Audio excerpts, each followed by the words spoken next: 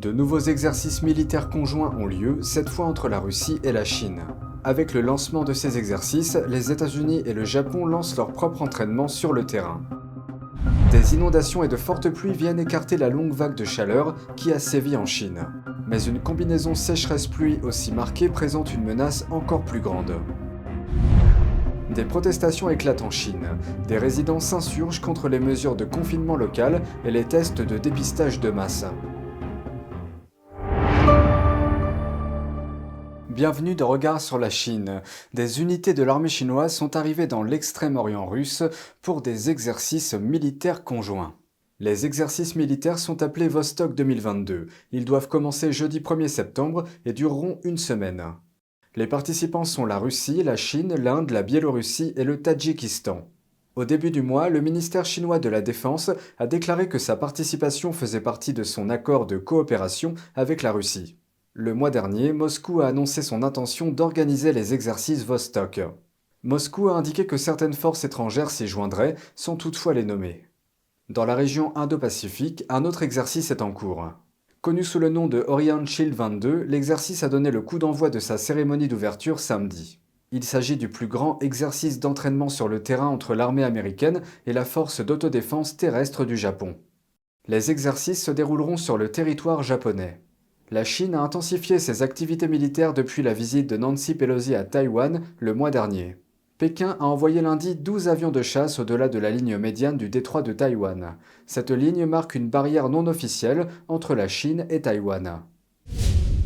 La canicule qui a duré plusieurs mois en Chine touche peut-être à sa fin, mais ce qui suivra ne sera probablement pas le soulagement espéré par les habitants. L'Observatoire météorologique central de Chine a émis une alerte aux fortes pluies lundi.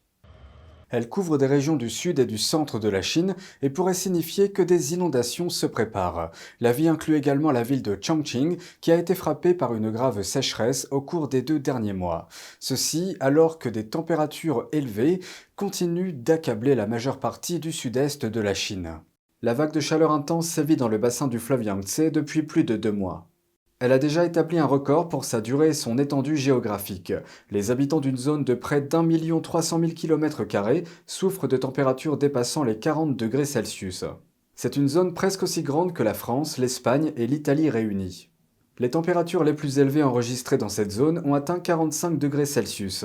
La sécheresse qui en résulte a également affecté la production d'hydroélectricité de la région. Pour compenser le manque d'électricité, 67 centrales électriques au charbon ont dû reprendre leurs activités. Un certain nombre de feux de forêt ont également été déclenchés.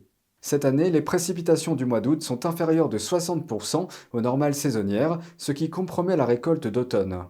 En outre, un plus grand nombre de personnes âgées ont été admises à l'hôpital, souffrant de problèmes de santé liés à la chaleur. Mais avec le changement de saison, certaines régions de Chine pourraient connaître un autre type de problème. Lundi, des inondations ont été filmées dans la ville de Chengdu. Les pluies torrentielles dans la zone montagneuse ont également provoqué des coulées de boue. Mais c'est la combinaison sécheresse-pluie qui représente le plus grand danger. Les cultures et autres végétaux se ratatinant sous l'effet de la chaleur intense, les racines des plantes ne tiennent plus le sol en place. Cela signifie que lorsque les fortes pluies arrivent, le sol meuble est plus susceptible d'être emporté par les eaux. Selon des informations en provenance de Chongqing, dans le sud-ouest de la Chine, des habitants protestent contre les ordres de confinement locaux. Dans une vidéo qui circule en ligne, on voit des habitants descendre dans la rue en criant « Supprimez le confinement ». Des agents de sécurité ont été déployés sur le site. La légende de la vidéo indique que plus d'1 millier de résidents ont participé à la manifestation de samedi. À la fin, les autorités locales ont retiré le mandat de confinement de la communauté. Une manifestation similaire a eu lieu dans la ville de Shenzhen. Là, on a entendu des foules de personnes crier « Arrêtez le confinement ». Les protestations ne portaient pas seulement sur les exigences en matière de confinement, mais aussi sur la vaste portée des tests de dépistage du virus imposés par la Chine. Dans une autre vidéo datant de la semaine dernière, une foule dans la ville de Chongqing a manifesté son opposition aux tests de dépistage de masse.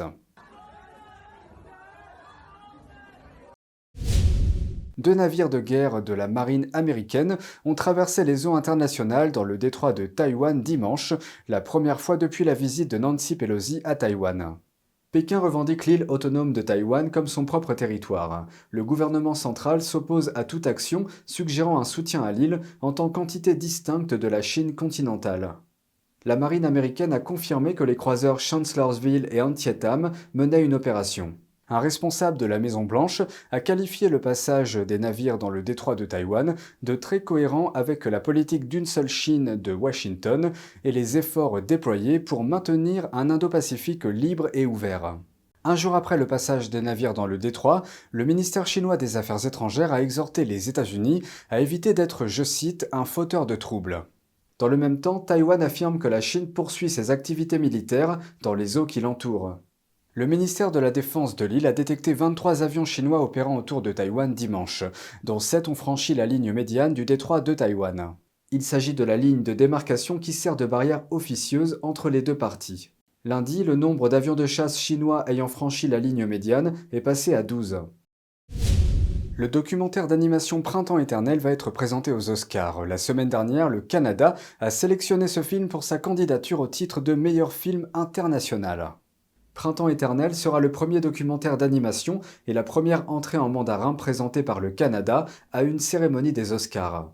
Il raconte l'histoire d'un groupe de pratiquants de Falun Gong en Chine qui ont piraté le signal de la télévision d'État en 2002. Leur objectif était de rétablir la vérité en contrecarrant le récit et la désinformation du régime communiste chinois sur cette pratique. Nous avons fait de notre mieux pour essayer d'immortaliser cet espoir qu'ils portaient avec eux et espérons que les Chinois pourront s'en inspirer.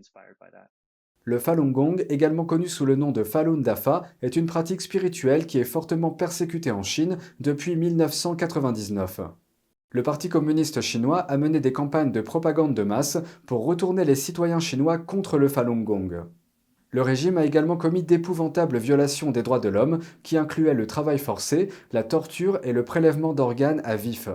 Pendant la production de Printemps éternel, le régime communiste chinois a fait pression sur le réalisateur Jason Loftus et sa famille.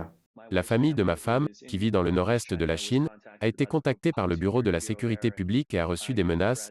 Ils l'ont averti qu'ils savaient ce que nous faisions à l'étranger. Loftus travaillait sur un jeu vidéo pour Tencent, un éditeur de jeux vidéo chinois ayant des liens avec le régime chinois. La société a soudainement arrêté la distribution du jeu en raison de son travail sur le film.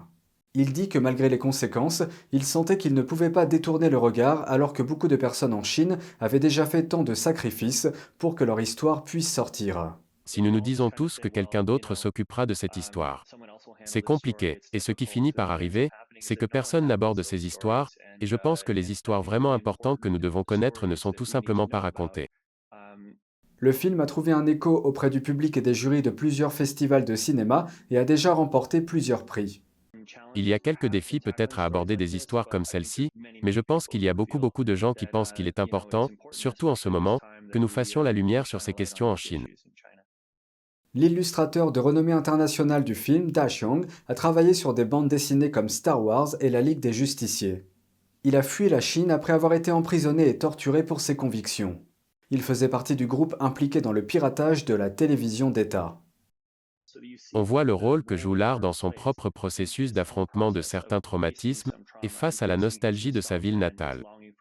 On voit comment l'art peut nous aider à atteindre une nouvelle compréhension des événements et comment il peut nous aider à obtenir une sorte de catharsis.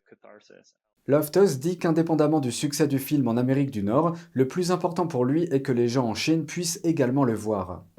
Il y a beaucoup de gens qui sont en Chine et qui ont fait de grands sacrifices pour pouvoir raconter cette histoire, parce qu'ils ne se souciaient pas seulement de leur situation propre, mais de tous les Chinois qui vivent dans les mêmes circonstances et qui souhaitent un avenir meilleur. La sortie du film en salle au Canada aura lieu le 23 septembre. Les Oscars de 2023 auront lieu le 12 mars. C'est tout pour aujourd'hui, merci d'avoir suivi Regard sur la Chine.